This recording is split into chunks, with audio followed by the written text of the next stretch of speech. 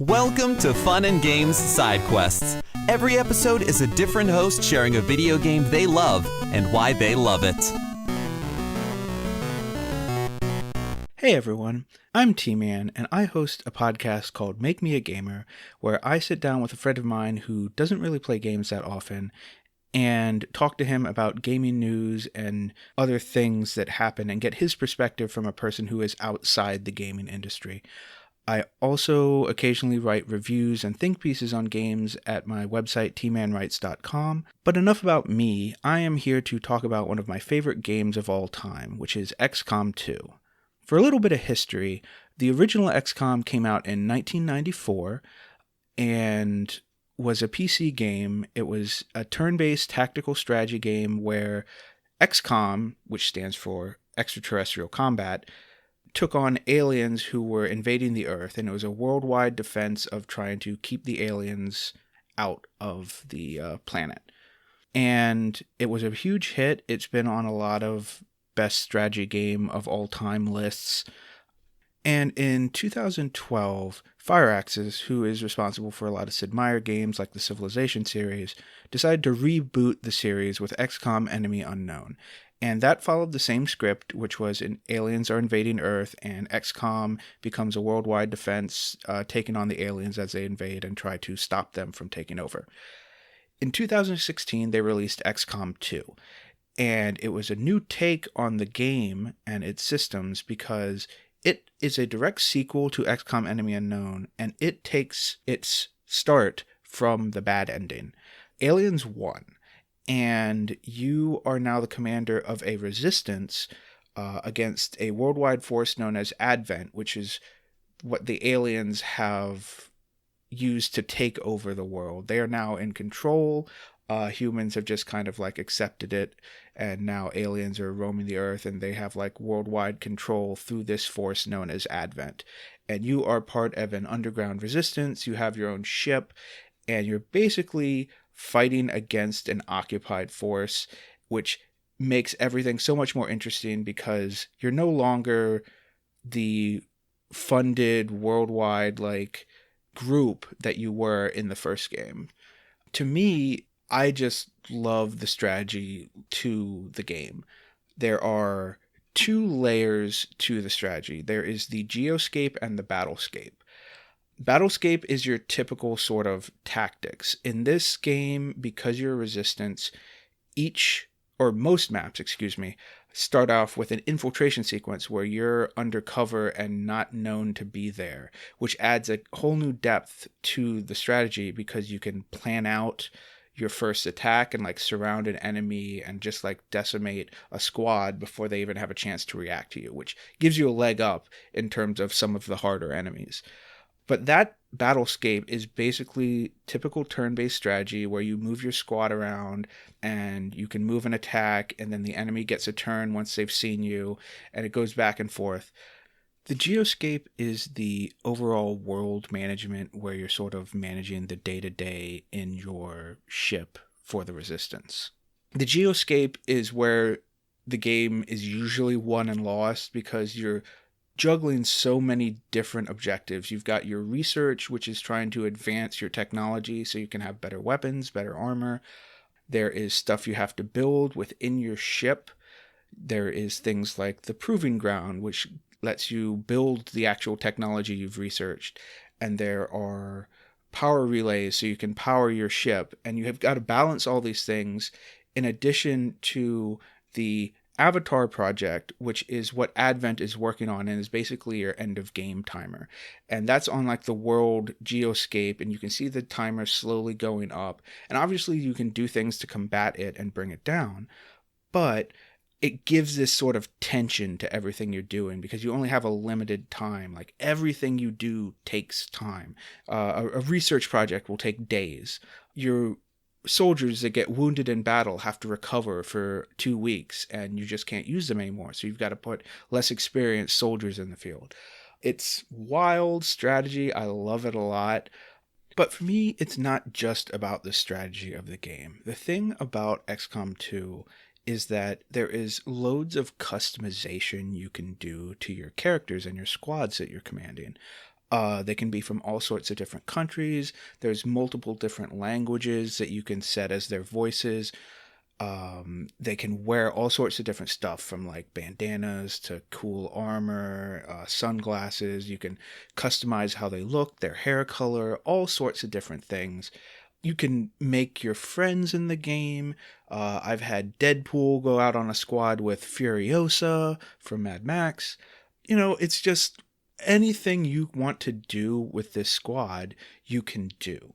And it makes it so much more personal, because every single time I play this game, it's a new story.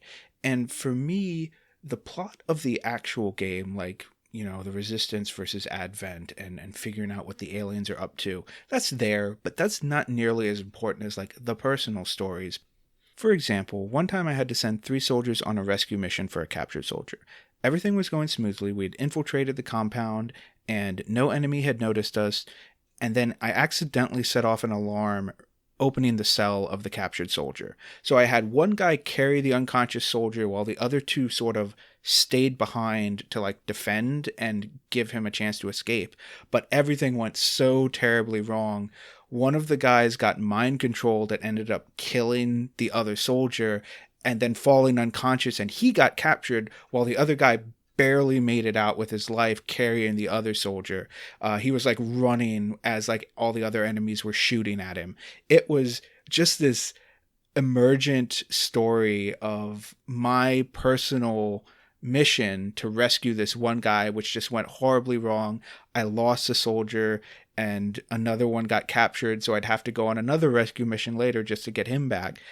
And it's those kind of stories that make each time playing XCOM 2 for me a new experience, because there isn't a game over after something like that happens. It's just a part of the continuing story of your squad, even if things go horribly wrong.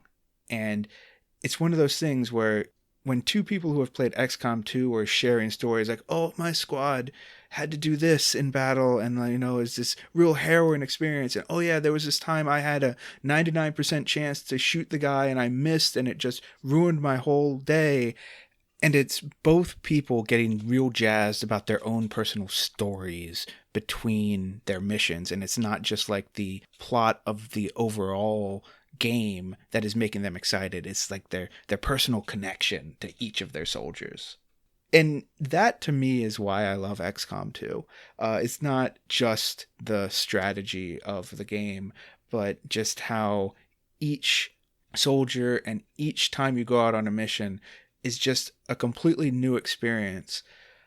There is an expansion for XCOM 2 called War of the Chosen, which adds a whole bunch of new systems to the game that make it even better. There is a bond system where 2 soldiers can get closer and it gives them more options in combat, but also if a bonded soldier's partner dies, they go berserk or they get real sad and are grief-stricken, and it's just a whole new dynamic.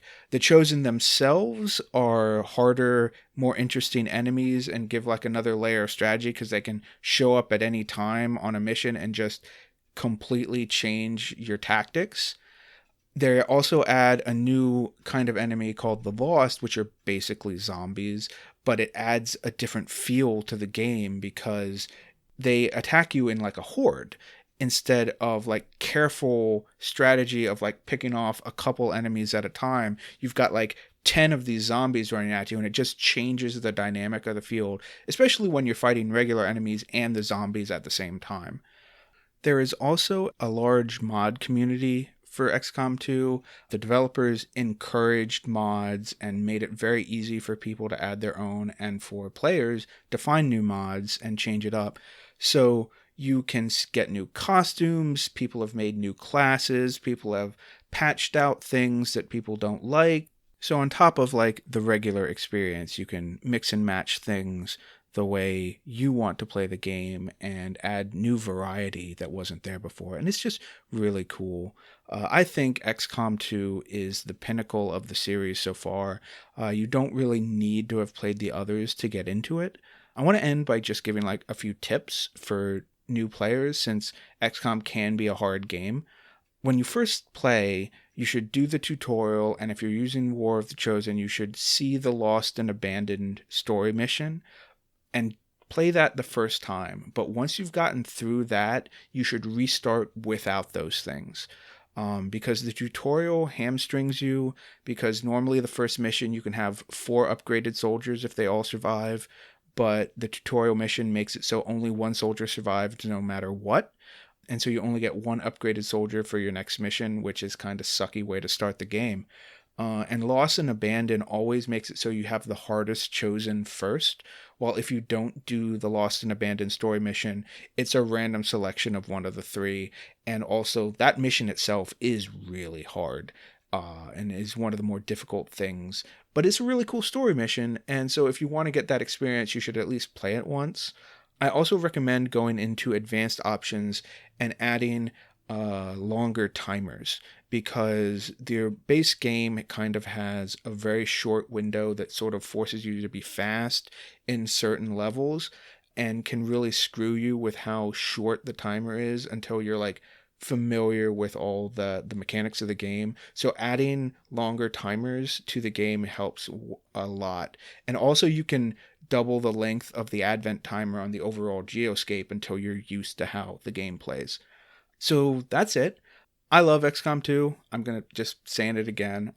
I have bought it twice now. I have it on PS4 and on PC, and I have heavily debated getting it on Switch so I can have XCOM on the go too. And I love it. I hope me talking about it a little bit has piqued the interest of some people. If you're into tactics like Fire Emblem or Final Fantasy Tactics, that sort of thing, it's a different approach to it, but I think you would like that sort of thing if you like those games. Thank you all for listening to me ramble about alien defense, or I guess taking back the Earth from aliens. So thank you very much, and happy gaming. Hey there, Screen Beans. Have you heard about Screen Snark? Rachel, this is an ad break. They aren't Screen Beans until they listen to the show. Fine. Potential Screen Beans. You like movies and TV shows, right? I mean, who doesn't? Screen Snark is a casual conversation about the movies and television shows that are shaping us as we live our everyday lives. That's right, Matt. We have a chat with at least one incredible guest every episode, hailing from all walks. We've interviewed chefs, writers, costumers, musicians, yoga teachers, comedians, burlesque dancers, folks in the film and TV industry, and more. We'd be delighted for you to join us every other Monday on the Certain POV Podcast Network. Or wherever you get your podcasts, fresh and tasty off the presses. What? That's not... Can I call them Screen Beans now? Fine. Screen Beans!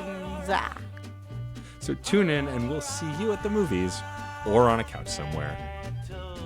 'Cause you're a whole Screen Beans now. She will be mine. CPOV. CertainPOV.com.